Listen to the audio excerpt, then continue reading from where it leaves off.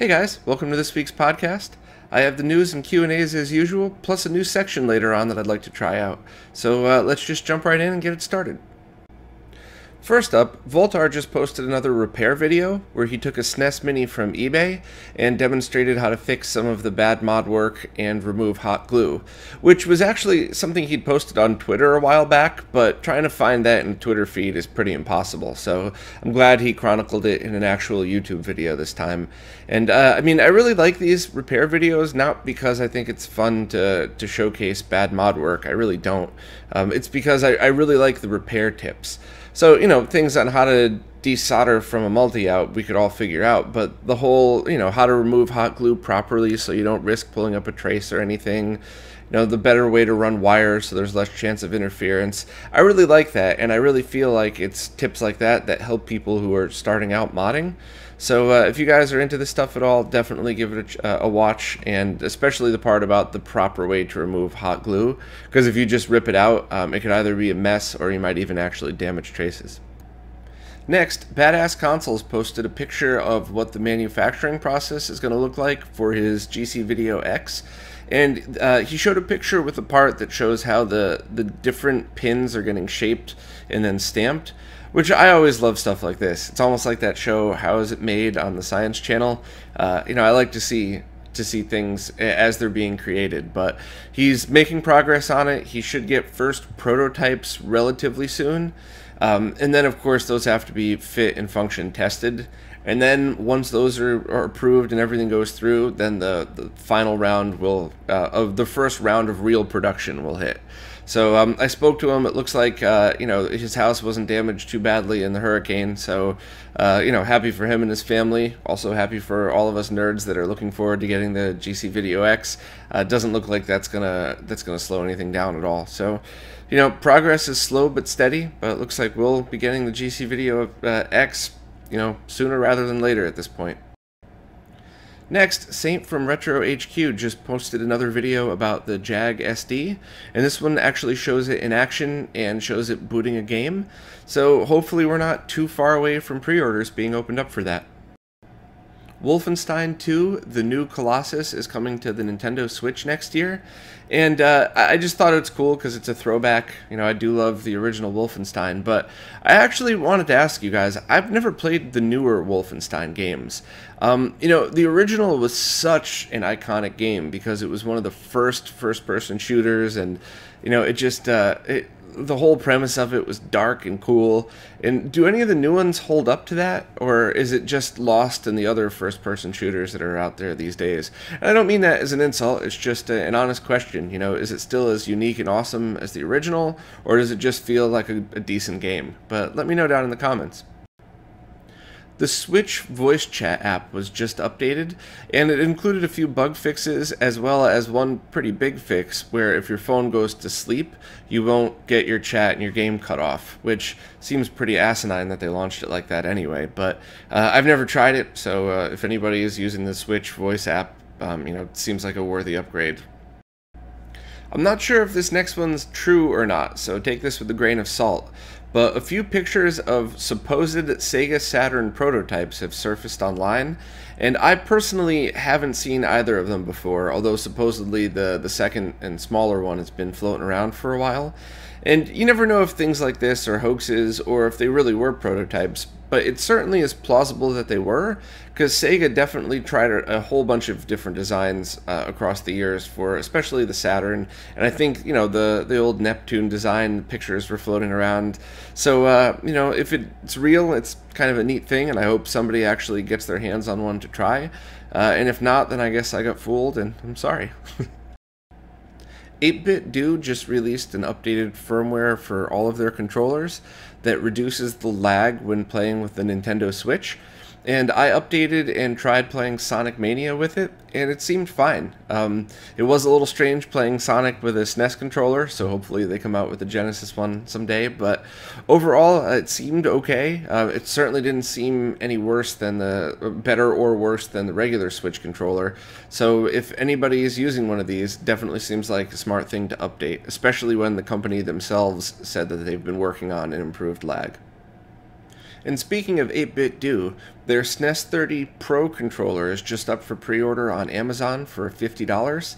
And this is essentially their SNES controller, but with the buttons and the D-pad moved up slightly to make room for 2 analog sticks down below.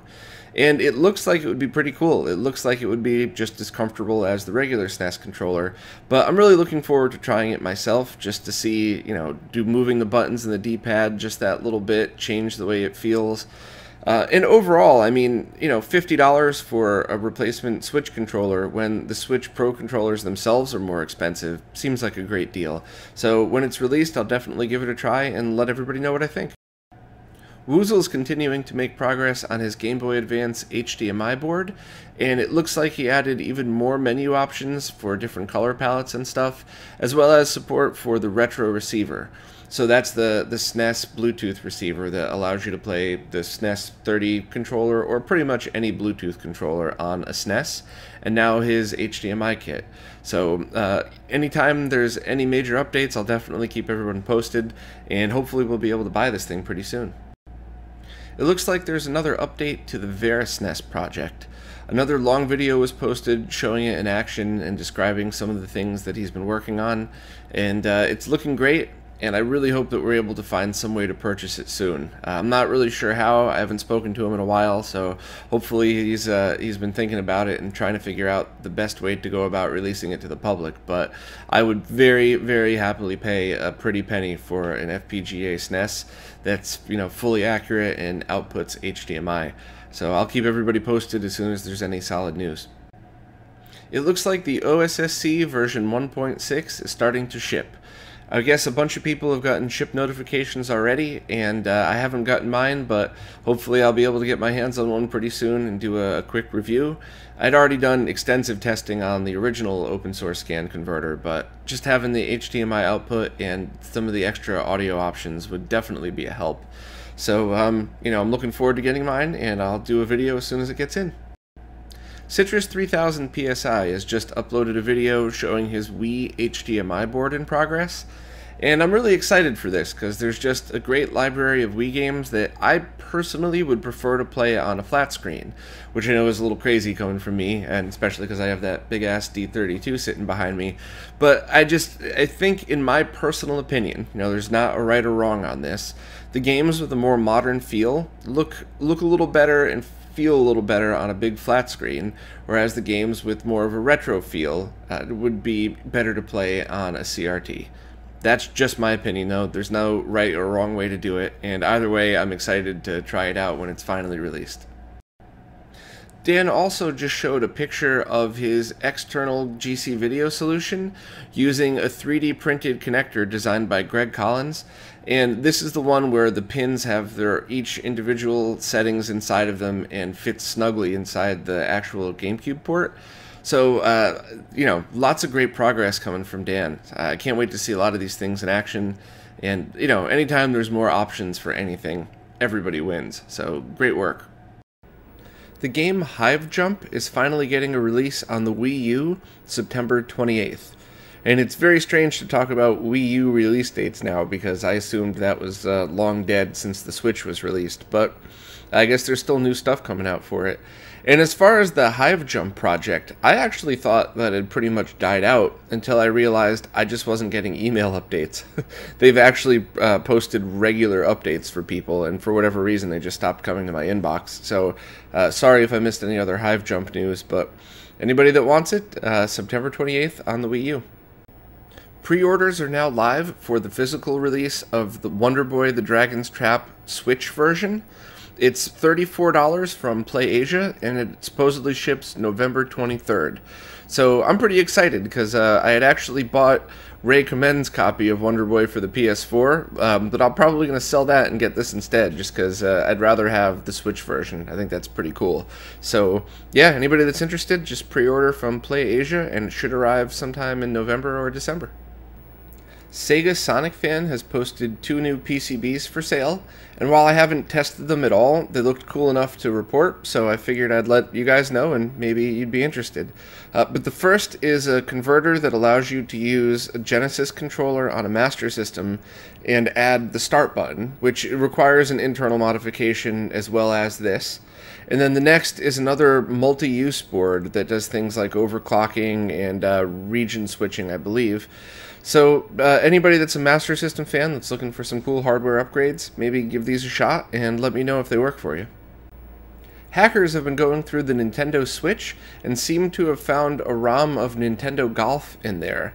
So it looks like they found proof that there is a NES emulator on the Switch. And while Nintendo hasn't really given much more details about it, I guess that means we could expect Nintendo games on there eventually. And I'm still really curious to see how they're going to do this with the release of the SNES Classic, the re-release of the NES Classic, and virtual console games.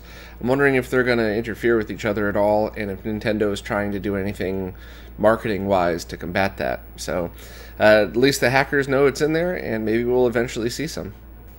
Last week I posted a video of different ways to get Sonic Mania running on CRTs, and I thought it was just kind of a fun demonstration. I imagine a lot of the nerdy nerds like me who watch this probably already understood how to do that, but I just thought it was a fun thing, and even if you were already familiar with it, maybe it was just cool to check out different ways you hadn't seen before. But anybody that's interested in playing Sonic Mania on a CRT, definitely check it out. And one of the things that I didn't test that I keep meaning to is a bunch of people have been telling me how they run games at 640 by 480, but at 120 hertz, and it generates the same effect almost as a 240p, so you get the big thick scan lines, and it's razor sharp. So I haven't tested that at all, and I might even be saying it wrong, but that's definitely next on the list, because that looks really awesome, and I hope to get a video of that up soon, because that would mean that people could get almost exactly a Sony PVM or BVM look on just a really nice high quality VGA monitor. So hopefully that'll be one of the next ones I work on. I have such a long list of videos I want to do, and I'm trying to get to them in either the order of most important, in my opinion, or time sensitive. So hopefully I'll have enough time to just tackle all of these and get them out for everybody. And one last fun thing I just wanted to share. Mateus, the same person that did the full motion video Sonic Mania opening, did one for my opening. And I thought it was just absolutely killer, because to see my opening of my weekly podcast and pretty much all the special features, the awesome opening that Kenji did for me last year, seeing that in 240p on an RGB monitor in like the real look of what an FMV for the Genesis and Sega CD would look like, absolutely blew my mind. So thank you so much to Mateus for making that for me. That was so cool, and I like showing that off when people come over. So thank you very much, man. That was really awesome. Up next, I want to try something a bit new. So Smokemonster has been sending me some amazing links pretty much since we first started talking to each other, and he always finds stuff about ROM hacks and different projects that I just would never even stumble over, really. So I wanted to start a section called Smokemonster's Corner, or something better if anybody could think of a better name for it. And I didn't know how to go about it, because I certainly didn't want to force him to do a whole bunch of work or anything. So, I kind of talked to him and said, hey, if you're alright with this, maybe we just set up a shared Google Doc and, we dump everything ROM related into it, and you just type your thoughts real quick and I'll just spit through them weekly. Or maybe you come on and actually do videos about it, or maybe a little bit of both, and maybe we only have you on to talk about the special stuff. So he went for it, and he recorded a bunch of cool videos, and I'm really not sure the best way to go about it. So I was hoping to get your guys' opinion on this, because, I'm respectful of people's time. It's certainly not easy or quick to make videos or anything. So is it something you guys want to see weekly? Should I just have him dump a bunch of links and me just spit out the news real quick without too much explanation? Do you want to see more of Smokemonster on here? Do we do it monthly and save all the really cool ROM talk for the monthly one? Basically, as always, we want to provide you guys whatever it is that you want. So here is Smokemonster with a bunch of ROM updates, and I'll finish it off after he's done. Hey everybody, it's Smokemonster's Corner.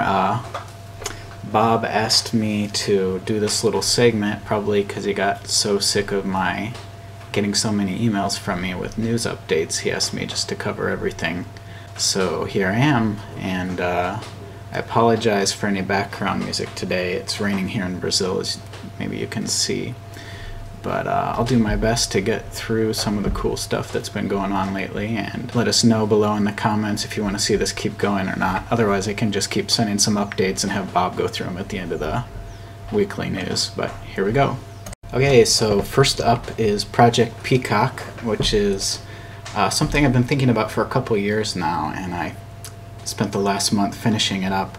What it is a collection of every single shoot 'em up on the PC Engine platform. So that includes PC Engine, TurboGrafx 16, SuperGrafx, PC Engine CD, and all of the variants like Super CD-ROM to arcade card CDs and the Turbo Duo. And the name comes from a really old thread over at the PC Engine FX forums, codename Peacock, where for about 10 years people have been documenting all of the games on the PC Engine that are shooters or that contain shoot-'em-up elements. So some games have mini-games or Easter eggs hidden in them, or certain levels that are shoot-'em-ups.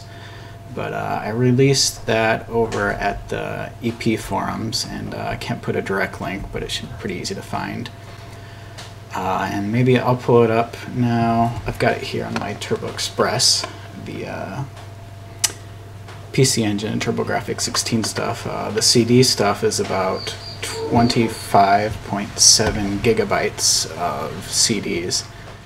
And as Bob covered in the news last week, the Sega VGM-ROM music project got a big update. That's a preservation project that I run with the goal of honoring the great Sega music composers with a custom ROM showcasing their work. So we create the ROMs using Deadfish's VGM player, which basically gives you an actual ROM that works as a music test for any game. So a lot of games don't have a music test, or a lot of games the music is better than the game, so all you want is the music. And the Deadfish player lets you create a custom little player that'll run on real hardware, so you can turn your Nomad into like a little beatbox, or you can just stream the music in your Genesis and hear it the way that it's supposed to be played. I'll just pull one up here. I've got it loading through my Mega Everdrive. This is Streets of Rage 2. And basically each ROM loads up with a track name, the composer, and the year. And then you've got some controls for restarting it. Just pretty simple, but pretty cool. So pull up Go Straight. You can see you put some headphones on and your Nomad will sound pretty excellent, especially if you've recapped it. So here are the GameSack submissions, quite a few of them. Really nice collection that he's been putting together. It looks like he's been doing this over a few years now, so I'm really happy that he sent it in. And here's the release page. This is all over at the Sega 16 forums. You can find this. And I welcome anyone to submit a player. They're extremely easy to make, and I've got instructions up here on how to do it. Basically, you can turn your favorite game into a little music player. So here's the current list of everything we have as of September 4th. Some really great music in here. Thunder Force. Here's the new Sega Master System collection, which was 100% created by Joe. And then there's some extra stuff too, like El Oliveira has been kind of converting arcade music that plays on some similar sound chips over to the Genesis. Those are pretty cool. Yeah, so, oh, and in the future we might get an update to the VGM-ROM player. I'm in talks with the developer, and in 2015 he started working on a version that could have some basic cover art in the background, which would be kind of cool. And I thought he'd given up on that, but I actually got a nice email from him the other day that he might pick back up work on that and get a version that supports like 15 colors and more like this top screenshot with some art on the bottom. So look forward to that and send me your players. And Mateos, who's the developer who's brought us all of the cool FMV Sega Genesis intros lately, just posted some previews of his Mega Dracula homebrew, which is in development. He's got some really cool updates. Hopefully we'll see a version that we can purchase sometime, maybe on a real card. That'd be really cool. It's kind of a first-person dungeon crawler RPG type game with incredible music and some great visuals. It's got some really nice pixel art. I don't know if he's creating these or if he's paying someone to do this, but it looks stellar. Nice polished monsters. Yeah, so hopefully we'll see this come up. So for some slightly depressing news, the Xbox Live indie games will be shutting down on this September 29th. So it was originally called the Xbox Live Community Games, launched in 2008, and it allowed indie developers to release XNA-based games on the Xbox Live platform. It was renamed the Xbox Live Indie Games in 2010 and made a separate entity from Xbox Live. It started showing up under the Specialty Shop section of your Xbox dashboard. There were at least 3,406 games released there, and it became kind of infamous for the quantity of low-quality and smutty games. But there are actually quite a few masterpieces amongst them that could be lost to time if you don't go buy them soon.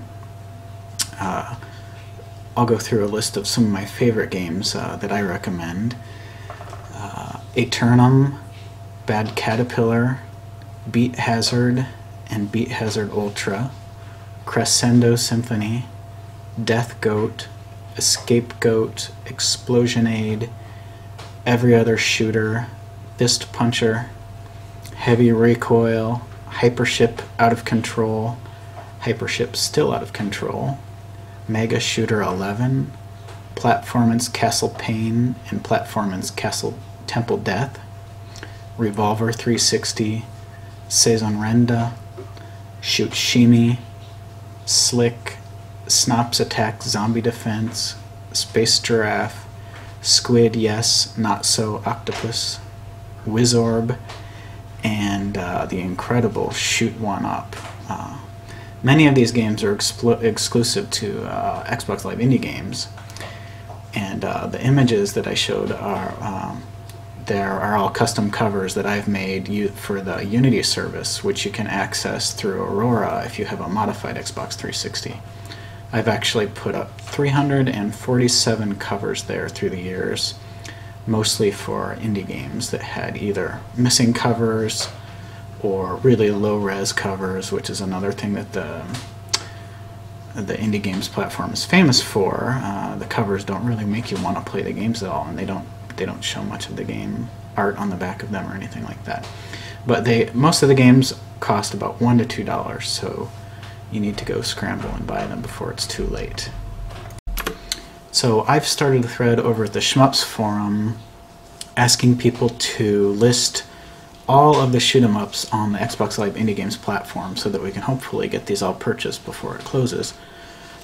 We've got 146 of them so far, and I plan to have a cover made for every single one of them on Unity. I think I have about 15 or 20 left to do, just the new ones that have come in. People have done a really good job submitting them. You can't just search for shoot-em-ups or shooters on the platform because people haven't done a really good job of categorizing their games on Xbox Live Indie Games. So a lot of them you have to just go through one by one and find them, and if we don't find them by the 29th, you just won't be able to have them. So if you know of any that are on this list, please make a comment and I'll get them added. So with 146 shoot-em-ups, that's 50% more than the entire PC Engine library, just to give you an idea of how much is out there. And I'm convinced that there's still at least a couple dozen games left. There's also quite a few Japanese games that are kind of harder to search for. So we need to act quickly and get these documented so that we can all purchase them. Another really cool recent release is the Surgical Strike 32X CD, which there are 2 known copies of, and Video Game Database Brazilian website got a hold of one and ripped it, and they released 2 images of it for free that you can burn, either an ISO or a bin and Q.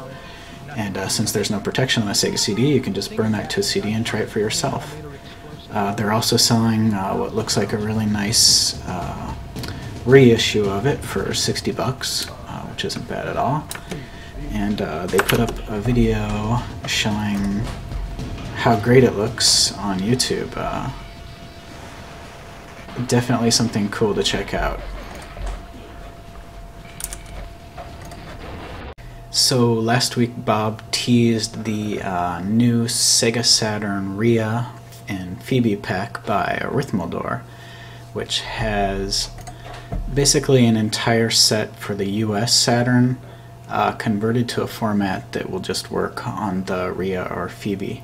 Rhythmodor came up with a good system for taking the ROM, converting it to the right format, and then testing it on his actual Saturn setup. So we've got a full US setup ready, and it also contains a bunch of fan translations and the Japanese games that are playable in English for now. And in the future, he'll do like a Japanese shoot-'em-ups pack kind of add-on and that kind of stuff. It's a little outside of the realm of possibility for him to do a full Japanese set just because it's so huge, dwarfs the US pack. And as you can see, he's written up a really good set of instructions for getting it onto your card and setting everything up for the Rhea. Yeah, so cheers to Rhythmodor for putting that together for us. Okay, I'm going to wrap up the Smokemonster corner with some Everdrive pack news, which is what people most associate me with. A couple months ago, I took on 2 official team members, so it's not just me doing this anymore. I have Game1213, who's my official patcher person, and he's going to keep an eye on romhacking.net and give us all of the new hacks and translations. I also made my old friend TJ Stogie, the Game Series Collections director. He's done Game Series Collections for about a year, which is my favorite part of the Everdrive packs, actually. So he basically creates a library where you go in and you have games sorted in different ways. So if you want to know what are all of the shoot-'em-ups on the Game Boy Color, you go into the Game Boy Color Game Series Collections, and he's got them all there. And he must have spent hundreds of hours by now doing these, and they're just fantastic. They're extremely thorough. So if he's going to do the platformers for the Game Boy or Game Boy Advance, it's going to have 200 games in there. It's going to have every single one.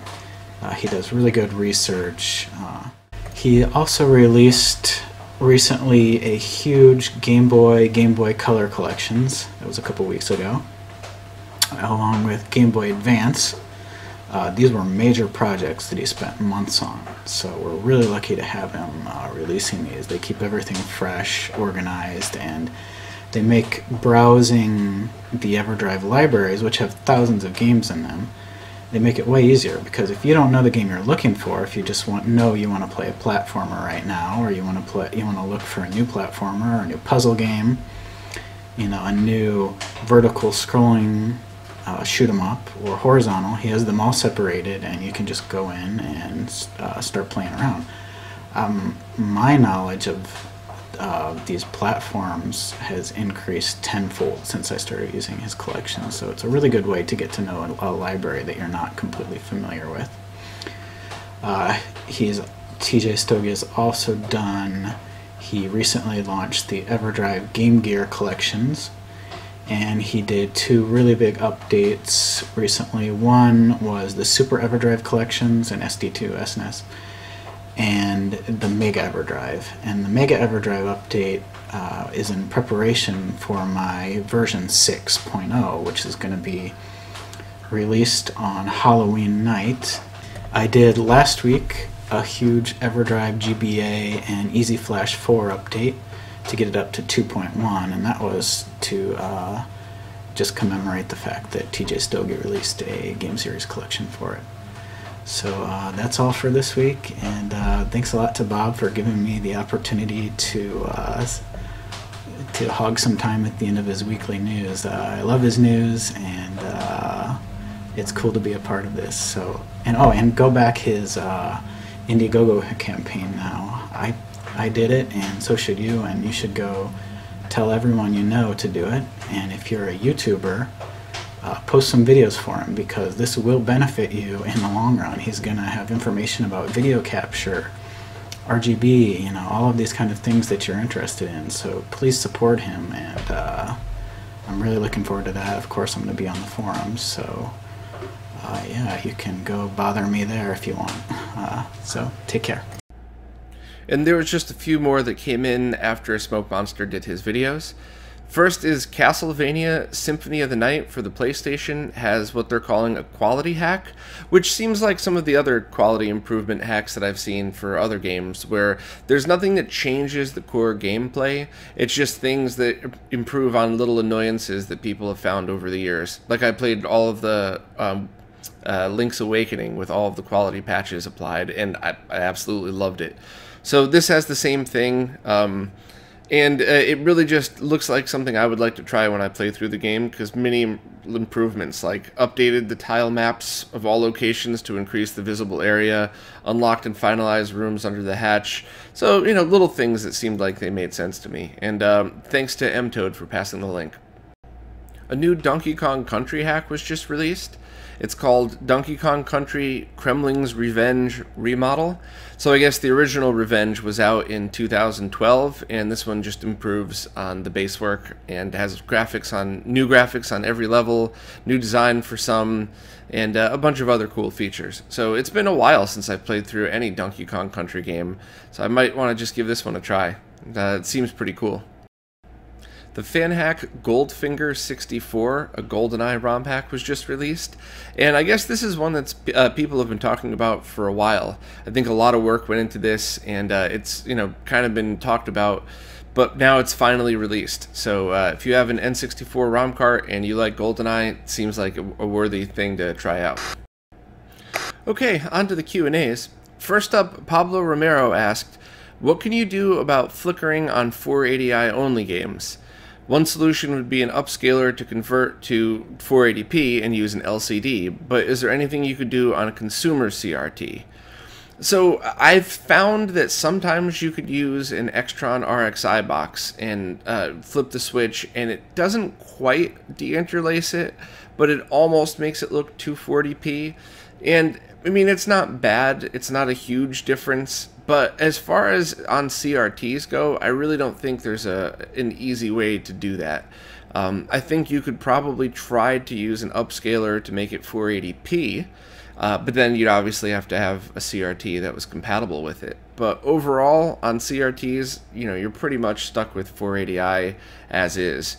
If anybody else knows a better solution, please post down below, but I think really just using a decent converter to make it 480p and then running it on either a VGA monitor or a compatible RGB monitor would be the only way to really improve it. A few people posted in regards to separating the interviews from the weekly roundup. And while most felt it was good to separate them, there were a few people that still wanted them combined, but, you know, sorry, the heavy majority rules in this one. But Rasmus had a good suggestion in regards to one of my concerns, and he suggested that at the end of every roundup, just mention what interviews I've done and explain a little bit about that person in that interview. And that way, if you don't recognize somebody by name, but then you listen to the weekly roundup and hear about it, maybe you would then be more interested to go listen to that person or not. So I think that's a good idea. That's a good way of keeping everybody in the loop. And, you know, hopefully I could use, because, you know, the interviews are really half and half. You know, part of it is because I really want to talk to some of these developers or guys that have become friends. And I just feel like it's a cool conversation that people might enjoy. But at the other hand, I really do want to help promote a lot of these guys' projects. You know, like Professor Abrasive off the top of my head. There's a bunch, but, you know, there's a good chance maybe you didn't know about him or what he was doing. And after the interview, anybody that's even remotely interested in Saturn, I bet, went and supported him because, you know, he's obviously a good dude working on a cool project. So that's the type of stuff I definitely want to keep up and try to help people promote their work. that and just give people recognition for, you know, the awesome work that they've already put in. So it's a good suggestion, and you know, let's just hope to support people doing work in the industry by watching their interviews and, you know, I guess reaching out as part of the community. So thanks for the suggestion, and thanks for everybody else who posted their thoughts on that. Next, Temjerk posted in regards to the Gata Protectors Tower Defense game question from last week. He said that the new release is a promotional NES spin-off of the 3DS release. So I guess it is made by the original developers, but it's just like a promotional thing to, you know, just released as a NES ROM. Which sounds freaking awesome. I love that idea. So thanks to Temjerk for letting me know, and very cool of the team who made the game to do that. And lastly, 2 questions from Kurtis Zinger. The first is if he's using the first-party component breakout box for the original Xbox and wants to connect the signal to a modern 4K TV, what's the best option if there's no component input on the TV? Well, I would suggest the open source scan converter, because the OSSC is really an awesome analog to digital converter, even if you just use it as a pass-through. But there's also the chance that your display might be compatible with 480p x 2 mode, so 960p. And if that's the case, it's going to look awesome. You know, that way you really get the sharper, upscaled look, and then let the TV do the scaling from there. So depending on your TV, the compatibility, how the TV scaler works, you know, I would try the 480p x2 mode, but my suggestion is always going to be the open source scan converter. You know, you get to support the community, you have an awesome device. If you really were just looking for a cheap solution, just grab any component to HDMI, just the cheapest thing you could find on Amazon. And it's hit or miss on whether the one you get will be good or not, but for like 15 bucks, you know, buy that for now, save up for the OSSC. And the second question is, on a similar note, his OLED TV has an odd component to 3.5mm adapter. He said it seems like this would result in a loss of quality, because there's one tiny little wire going instead of 3 separate. Do you think there's actually video quality loss? So I have the exact same thing on my OLED TV, and I just haven't had time to test it yet. But there's a chance that there won't be, because the cable is very short. So obviously you want thick shielded wires for all of your connections, but for something that short you might not have a quality loss. I don't know if there's enough length in it for it to act as an antenna and create interference. But you know, for stuff like that, better safe than sorry. I personally would rather put component through my OSSC into the HDMI port than use that input. But I'll try eventually. I really want to try all the different solutions on that TV and do a video about it, because it is a very cool TV.